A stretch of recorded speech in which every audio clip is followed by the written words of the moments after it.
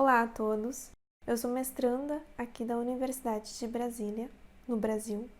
Também sou vice-presidente da Subcomissão de Arbitragem da nossa Ordem dos Advogados do Brasil, no Distrito Federal. E sou diretora científica da nossa Associação de Mediadores e Árbitros, também aqui do Distrito Federal. Foi inspirada na experiência portuguesa que neste presente artigo nós buscamos questionar a obviedade do princípio da indisponibilidade do crédito tributário brasileiro que nós temos aqui hoje. Por quê? Porque Portugal, desde o ano de 2011, como nós bem salientamos no resumo submetido também a esse evento, desde 2011 possui a arbitragem tributária. Por mais que ela tenha, na Lei Geral Tributária, expressamente delineado a respeito da indisponibilidade do crédito tributário, Portugal inseriu um meio complementar de solução de controvérsias em matéria tributária. Nós aqui no Brasil estamos caminhando, nós já temos a possibilidade da arbitragem administrativa e acredito eu, justamente por essas pesquisas que ora eu vou apresentar para os senhores, que no Brasil nós não temos óbice algum quanto à inserção da arbitragem tributária. Mas antes de nós comentarmos a respeito deste dogma existente em nosso país, eu quero falar um pouco com vocês a respeito de regras e princípios. Para isso, nós voltamos lá no positivismo jurídico tradicional, o direito como um sistema fechado. E por que um sistema fechado? Porque era um sistema de regras. Norma jurídica era igual a regras.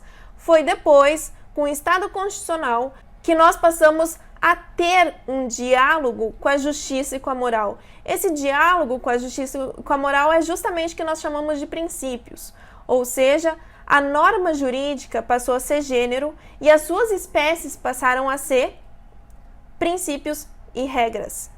Dentro dessa distinção de princípios e regras, nós temos inicialmente o deal working e após o alexi.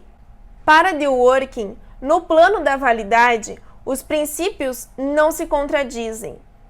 Ele afirmava que, dentro de uma determinada situação, que hajam dois princípios concorrentes entre si, o princípio que vai se aplicar naquela situação não invalida o princípio vencido, não invalida o princípio que não foi aplicado. Portanto, esse princípio que não foi aplicado, ele pode vir a ser utilizado novamente. Não necessariamente se torna inválido. Robert afirmava que os princípios ordenam que algo deve ser realizado na maior medida possível. E por que eu estou trazendo isso?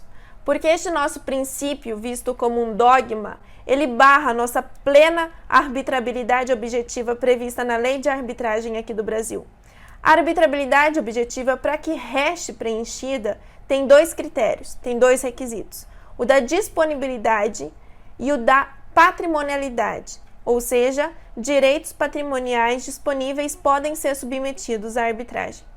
O requisito da patrimonialidade, no que diz respeito ao crédito tributário, nós não temos dúvidas de que o crédito tributário é patrimonial, correto? O nosso maior empecilho está justamente na disponibilidade, porque nós vemos o crédito tributário como indisponível, enquanto na realidade o crédito tributário é disponível por ser interesse público secundário. Espera um pouco, vamos voltar. O Alfredo Augusto Becker, no seu Sistema de Fundamentos Óbvios, dizia o seguinte: o nosso direito tributário está em desgraça, e a razão não se deve na superestrutura, mas naqueles fundamentos que são considerados óbvios demais para merecerem uma análise crítica. Então você está falando que o princípio da indisponibilidade do crédito tributário é uma obviedade? Sim. E por quê? Vejamos, nós temos essa obviedade do princípio da indisponibilidade do crédito tributário. Vamos considerar essa obviedade como uma primeira verdade, certo? Essa primeira e única verdade que nós temos hoje é a indisponibilidade do crédito tributário. Mas, se vem uma segunda verdade, que é a disponibilidade do crédito tributário, nós concordamos que essa primeira verdade perde totalmente o seu caráter de óbvio. Perdendo o seu caráter de óbvio, nós colocamos duas verdades em jogo. Qual seria essa segunda verdade? o que nós acabamos de falar, que o crédito tributário é interesse público secundário. E se o crédito tributário é interesse público secundário, por que eu digo que ele é indisponível? Se ele é disponível e arbitrável. E isso não sou eu que estou falando, de que o crédito tributário é interesse público secundário. É a nossa jurisprudência brasileira, nesses dois casos que nós temos, e não só a nossa jurisprudência, como a nossa doutrina também afirma. Infelizmente, assim como era visto em Portugal, esse princípio da indisponibilidade, atualmente aqui no Brasil, é visto como a ferramenta de espanto da arbitragem tributária, sendo o maior óbice a plena arbitrabilidade objetiva. Há quem diga que esse critério da disponibilidade previsto na nossa lei de arbitragem brasileira, no seu artigo 1º, está ultrapassada. A Alemanha, por exemplo, não possui esse critério da disponibilidade. Se o conflito versar sobre uma matéria que seja patrimonial, basta para ser arbitrável. Agora, se a matéria não for patrimonial, é necessário que seja disponível.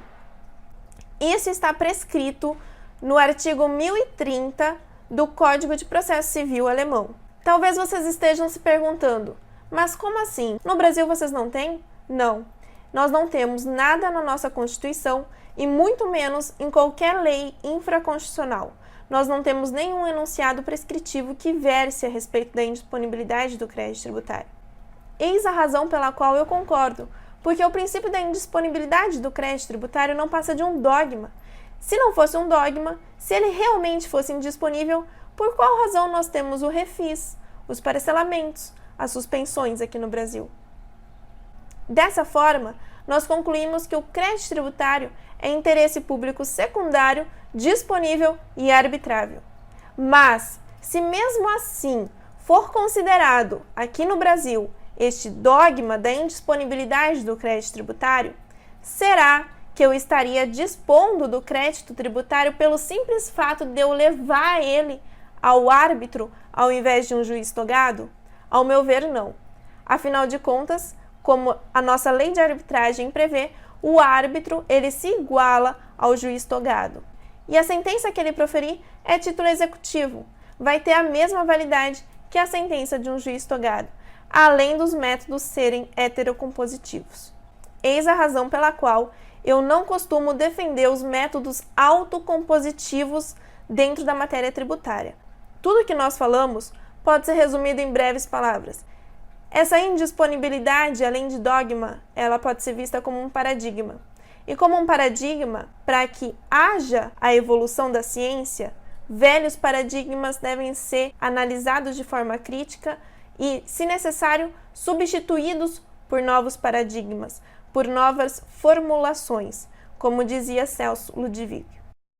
Assim, eu deixo aqui os meus contatos aos senhores, pois acredito que juntos nós podemos propor, especular e discutir, fazendo jus a essa tradição de conjecturas ousadas que dá origem à nossa atitude racional ou científica, como já dizia o Karl Popper.